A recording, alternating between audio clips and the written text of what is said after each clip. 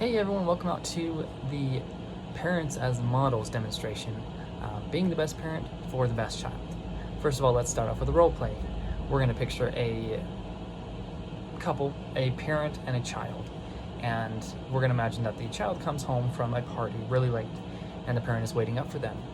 The child walks in the door, the parent says, "Where have you been? Do you know what time it is? This is crazy. What are you doing?"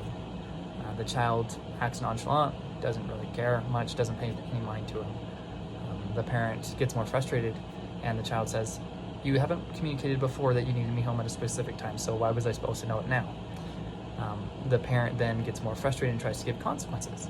The child then says that they're frustrated because they had no communication before. The role play ends by them storming off and saying each together, "I wish you would communicate more, none of this would have happened." And scene. The main idea that we need to remember is that our children, if we want them to follow our example as adults, we need to treat them with the same respect that we would to other adults. We need to do 4 things: plan ahead, encourage our children by talking to them, listen to our children, and change plans accordingly. First of all, with planning ahead, we need to make a goal for ourselves to connect with our children. If we want them to listen to us and to follow our lead, we need to listen to them, and we need to talk to them. By planning ahead, though, we essentially make them a priority. We need to make sure that our actions and our words are set up for their gain. If we want them to fill us in on their lives, we also have to fill them in on ours.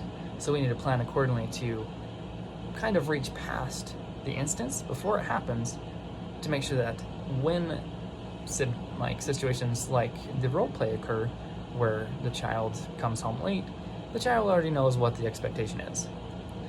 Lastly, we need to set aside time to enjoy our children. Nothing says "I love you" like spending time together. Okay. Second is encouraging our children. There's a big difference between encourage and praise. Okay. One example, just to teach this a little bit better: my son loves to pick up trash. He adores it. He's so excited to do it because he knows from previous interactions that I will tell him how important it is to me. I encouraged him and I asked him, "Hey, can you pick up this trash?" And after he did it, I told him, "Listen, it really helps me have a much better day when I know that the house is clean. And it helps me have more time to play with you because you help me pick up the trash so I don't have to.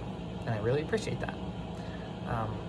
Encouragement is the way of making plans to put value to their input into their life and your life as well. Lastly, encourage failure. Encourage a change. Encourage that stretching moment where they can actually have these experiences. I allow him, especially my sons, I allow them to learn how important it is to try new things. I had a friend that, another example, his dad would ask him every day when he came home from school, "What did you fail at today?"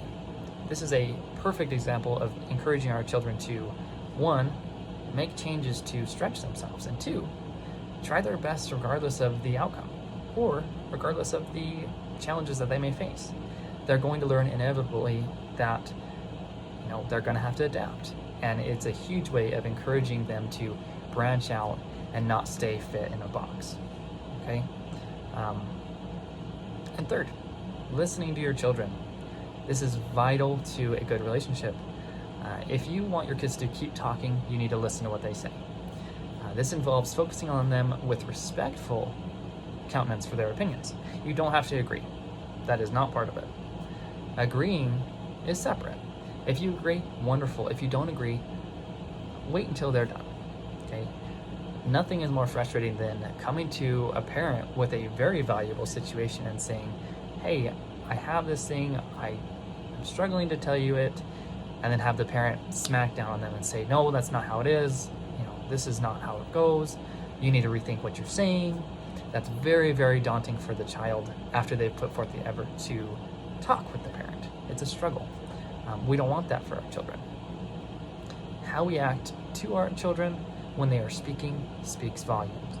If we face them, we give them eye contact, we give them a respectful time to continue their story, their sentence, their frustration.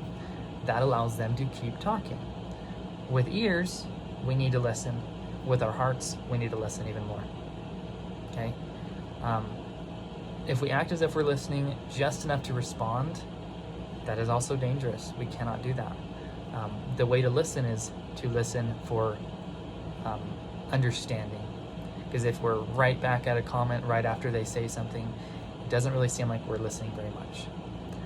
Finally, we have 4, adjusting the plan.